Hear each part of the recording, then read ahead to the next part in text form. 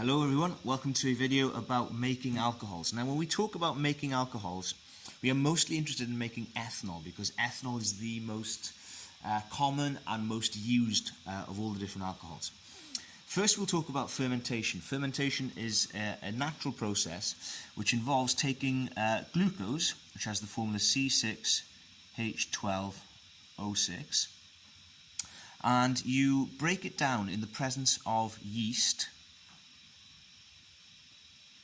and you make your ethanol, which is C2H5OH, and you also make some carbon dioxide, CO2.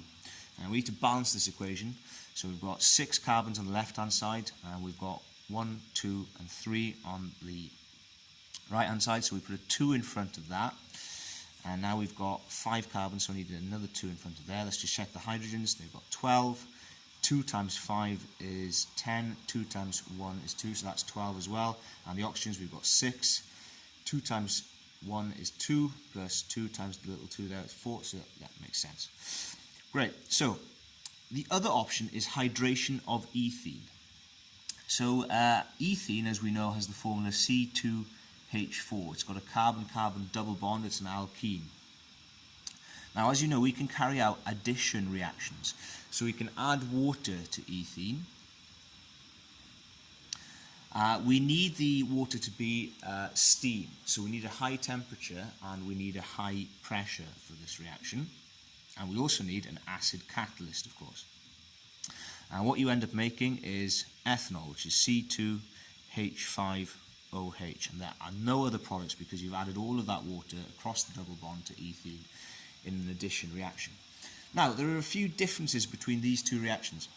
Firstly, in fermentation, we are making use out of glucose. Now, glucose is a natural product. You can get glucose from plants, for example. And obviously, plants can be regrown time and time again, which makes fermentation quite a sustainable process. The hydration of ethene involves reacting ethene. Now, think about where we actually get our ethene from. Ethene is found by cracking crude oil or cracking some of the long chain hydrocarbon fractions of crude oil. So what we're saying is that actually you get ethene from crude oil, and obviously crude oil is a finite resource. It's being used up faster than it can be remade. So you can think of the hydration of ethene as being less sustainable than fermentation. Okay. In the next video we'll be talking about the reactions of alcohols. Hope you can join me then.